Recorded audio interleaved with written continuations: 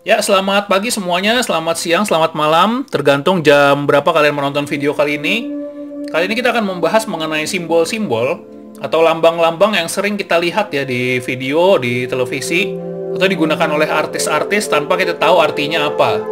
Nah, seringkali simbol-simbol ini juga sering digunakan untuk organisasi Freemason, terutama mereka yang beraliran esoterik. Esoterik itu artinya yang beraliran filsafat dan sangat berkaitan dengan ilmu-ilmu alkemis. Nah, alkemis sendiri ilmu yang sangat rumit, itu antara ilmu pengetahuan dicampur dengan ilmu-ilmu filosofi dan mistis atau okultisme. Nah, untuk mudahnya kita akan membuka dengan simbol ini ya, ini hanya untuk hiburan membuka, simbol jempol ke atas dan jempol ke bawah. Nah, di sini dibilang simbol ini berasal dari zaman Romawi kuno, di mana kalau jempol ke atas itu dibilang pada pertandingan gladiator saat gladiator kalah. Kalau penonton memberikan jempol ke atas, berarti gladiator yang kalah itu diperkenankan untuk hidup untuk melanjutkan ke pertarungan berikutnya di lain kali. Tapi kalau para penonton memberikan jempol ke bawah, berarti si gladiator itu harus dibunuh. Nah, ini sendiri menjadi kontroversi karena menurut sejarawan itu kebalik ya. Kalau jempol ke bawah itu, sejarawan bilang artinya adalah si gladiator yang lawan itu akan menurunkan pedangnya sehingga yang kalah itu bisa hidup. Tapi kalau misalnya jempolnya ke atas, berarti pedangnya akan dinaikkan untuk membunuh lawan yang sudah kalah. Tapi apapun itu, sekarang kalau jempol ke atas dianggapnya adalah ini ya, sip gitu atau oke. Tapi kalau kalian mau tahu bahwa jempol ke atas ini kalau di negara-negara tertentu itu dianggap nggak sopan atau sama dengan seperti kita mengacungkan jari tengah. Padahal itu artinya jempol ke atas menurut kita bagus ya. Terutama di negara Iran. Kalau kalian lakukan itu dianggap sangat menghina. Oke, kita akan lanjut ke pembahasan yang lebih serius setelah ini. Jangan lupa di subscribe, kemudian juga di komen, dan dinyalakan notifikasinya agar ketika ada video baru kalian tahu ya. Ya, selanjutnya adalah simbol Ankh. Nah, Ankh ini kalian bisa lihat itu seperti di kartu The Fall, itu di tasnya ada yang seperti ada lingkaran atasnya, terus di bawahnya itu seperti tanda tambah yang dari kayu itu. Nah, itu adalah Ankh. Nah, Ankh ini sering dijadikan simbol atau perhiasan juga oleh artis-artis. Misalnya kita lihat di sini ada Beyonce. Nah, ini Beyonce dia seperti ada aksesoris yang menggunakan Ankh. Nah, kemudian juga ada Rihanna. Nah, Rihanna juga menggunakan hal yang sama ya, perhiasan yang seperti bentuknya seperti Ankh itu. Kemudian juga ada Katy Perry, ini artis yang sangat terkenal. Nah, dia juga menggunakan hal yang sama, yang mirip ornamennya seperti Ankh. Nah, untuk artis yang zaman dulu ini yang legendaris ini ada di sini ada Elvis Presley. Kalau kalian lihat juga Elvis Presley juga menggunakan simbol yang sama. Dan terutama di dunia pop atau di dunia entertainment setelah si Elvis Presley ini pada tahun 90-an, ini Ankh ini sempat booming, bahkan sampai sekarang ya digunakan sebagai seperti perhiasan dari artis-artis, bahkan ini di majalah pun suka dijadikan cover, bagian dari cover majalah ya, untuk aksesoris yang seperti ini. Nah, sedangkan untuk di Freemason sendiri atau di organisasi-organisasi rahasia, Ankh ini juga suka digunakan sebagai tanda atau simbol. Nah, kita tentu bertanya-tanya ya, kenapa banyak yang pakai simbol seperti ini dan artinya apa sih? Nah, simbol ini sebenarnya berasal dari Mesir kuno. Mesir kuno, kalau di hieroglif mungkin atau di pahatan-pahatannya ada simbol seperti ini, yang berarti adalah kehidupan, atau lebih tepatnya lagi, nafas kehidupan. Nah, selain itu, Ankh ini juga kadang-kadang diinterpretasikan atau diartikan sebagai simbol matahari terbit. Ya, intinya sama ya, tentang kehidupan juga. Nah, loop meto atau bagian atas yang lingkaran itu dianggap itu juga tanda sebagai kelahiran kembali atau perputaran kehidupan dari awal yang baru, akhir, terus dia akan berputar untuk hidup kembali. Jadi tanda-tanda seperti ini berarti mungkin si selebriti, terus Freemason dan organisasi-organisasi lain yang menggunakan simbol ini ingin agar kejayaan mereka tuh bisa terus-menerus, bisa oke gitu, bisa berkuasa terus, bisa memberikan pengaruh yang masif secara terus-menerus. Tapi di sisi lain, Ankh ini juga ada arti lainnya. Sebenarnya sih arti yang jauh dari keartisan ya, dan saya yakin artis-artis nggak pakai untuk arti yang ini. Arti yang ini digunakan oleh kaum Kristen Koptik. Nah, Kristen Koptik ini termasuk Kristen kuno ya. Mereka menggunakan simbol ini sebagai crux ansata. Crux ansata itu artinya salib yang bisa punya pegangan, yang bisa dipegang dengan tangan.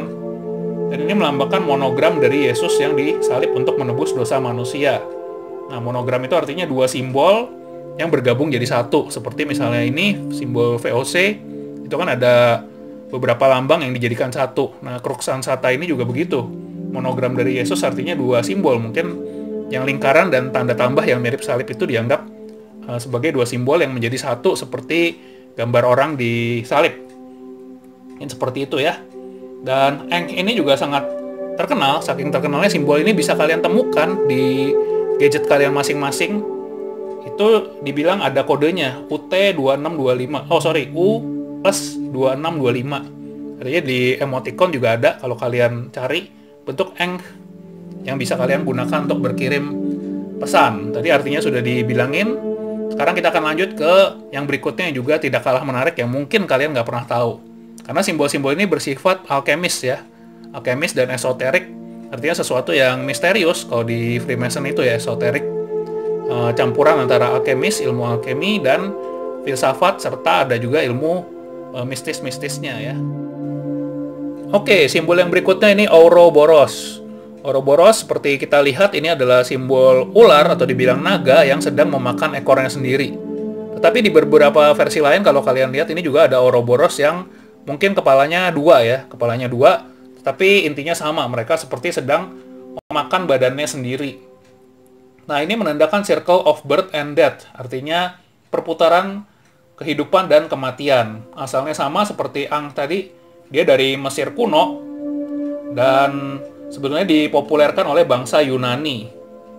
Nah, ini ada arti mistisnya dari balik si Ouroboros ini, artinya dia adalah kesatuan semesta antara kehidupan dan kematian. Tetapi kesatuan dan kesempurnaan ini menurut para alkemis zaman dulu itu bisa dicapai melalui tiga hal. Nah, yang pertama adalah dia menghancurkan dirinya sendiri. Artinya mungkin ilmu-ilmu yang sudah dimiliki dihancurkan, diulang lagi. Terus kemudian dia kembali berusaha membentuk apa yang sudah dihancurkan menjadi lebih sempurna, sehingga muncullah kelahiran baru. Nah, bagi para alkemis ini disebut The One. The One itu artinya di ilmu alkemis itu adalah materi yang pertama, atau materi yang mungkin dia bisa menciptakan, tetapi dia juga tercipta. Nah, ini adalah suatu filosofi yang mungkin agak sulit untuk kita pahami, tapi nggak apa-apa, karena ini adalah, untuk alkemis, ini adalah tingkatan yang sangat tinggi, namanya The One. Jadi menghancurkan, membentuk, dan membuat kelahiran kembali. Oke, yang berikutnya, ini lambang Star of David. Ini juga sering digunakan dalam bidang occult, bidang mistis, atau bidang alkemis sendiri, bahkan untuk bidang esoterik masonry juga sering dipakai, atau beberapa kali dipakai lah. Nah, ini artinya adalah Star of David dibilang sebenarnya dia berasal dari Magen David namanya. Magen David itu artinya perisai Daud dari bahasa Ibrani. Kalau kalian tahu Raja Daud, nah dia punya perisai yang dibilang lambangnya itu bintang 6 ini. Walaupun sebenarnya secara sejarah atau secara aslinya kalau dilihat di Talmud atau dilihat dari kitab suci itu belum terlalu dijelaskan apakah benar ada gambar itu di perisainya si Daud apa enggak. Tapi itulah yang mereka percaya, terutama bangsa Yahudi percaya ya. Nah, di abad ke-17 baru perisai Daud ini terkenal, dan di tahun 1897 jadi terkenal selain menorah, karena orang Yahudi sendiri mereka juga ada simbol lain, yaitu menorah tuh yang seperti tempat lilin itu. Nah, ini si bintang Daud ini menjadi lebih terkenal lagi. Nah, pada tahun 1897 bintang Daud ini atau Star of David ini diadopsi oleh gerakan Zionis, dan pada tahun 1948 ditetapkan sebagai salah satu bagian dari bendera Israel. Nah, tetapi kalau kita lihat dari Star of David ini, jangan langsung kita parno atau kita merasa marah ya, karena tadi ada, wah ini kaitannya sama Israel atau Yahudi, atau jangan juga kita langsung ngefans, karena Star of David atau namanya lambang itu bisa digunakan di beberapa tempat atau berarti lain pada budaya yang lain. Salah satunya di budaya mungkin dekat India ya, budaya lama. Ini dibilang Star of David ini atau segitiga segi 6 ini merupakan kombinasi dari Shiva dan Shakti. Shiva itu artinya sesuatu yang bersifat maskulin, sedangkan si Shakti ini melambangkan yang feminim. Shiva itu segitiga yang ke atas dan Shakti segitiga yang ke bawah. Dan ketika bersatu, dianggapnya ini akan menghasilkan suatu kehidupan yang baru. Nah, di hal lain lagi, di bidang Mormon, nih orang Mormon ini suatu sekte atau kepercayaan juga. Mormon ini percaya bahwa Star of David atau lambang segi 6 ini merupakan lambang persatuan dari surga dan kemanusiaan. Artinya di sini mereka bilang itu adalah Tuhan yang sedang menjangkau manusia dan manusia yang berusaha menjangkau Tuhan. Jadi segi 6 ini bagi orang Mormon ini ada arti yang religius. Nah, kemudian bagi aliran lain yaitu Kabalah. Nah, Kabalah ini menganggap Star of David ini sebagai perlindungan dari roh-roh jahat. Nah, jadi tadi dibilang kan ini ada arti-arti spiritualnya, jadi nggak melulu dia terkait dengan Israel atau terkait dengan Yahudi, karena lambang-lambang ini bisa digunakan untuk hal lain ya, terutama di bidang esoterik. Oke, kita akan lanjut ke lambang yang berikutnya. Sebenarnya ini nggak terlalu berhubungan dengan esoterik karena jarang digunakan. Karena esoterik itu sifatnya filosofi yang terkait dengan lambang. Kalau yang setelah ini lebih ke ya mungkin religius dan sebagainya, tapi ada baiknya kalian dengarkan karena ini sering disebutkan juga dalam budaya-budaya masa kini. Oke, yang berikutnya. Ini adalah angka yang seringkali populer di dunia, yaitu angka 666. Nah, supaya kalian tahu, terutama kalian yang mungkin berasal dari kepercayaan non-Kristiani, 666 itu awalnya itu berasal dari kata-kata di kitab suci Kristiani, itu di Alkitab. Itu kalau di kitab Wahyu, Wahyu itu adalah kitab yang terakhir. Ini isinya tentang dunia yang sedang berakhir dan akan menuju ke suatu tahapan yang lebih baru lagi ya nantinya. Nah, di situ di kitab Wahyu ditulis, terutama di Wahyu 13, di bagian ayat 11 sampai ke 18. Jadi biar saya bacakan. Dan aku melihat seekor binatang lain keluar dari dalam bumi, dan bertanduk dua sama seperti anak domba, dan ia berbicara seperti seekor naga. Dan seluruh kuasa binatang yang pertama itu dijalankannya di depan matanya.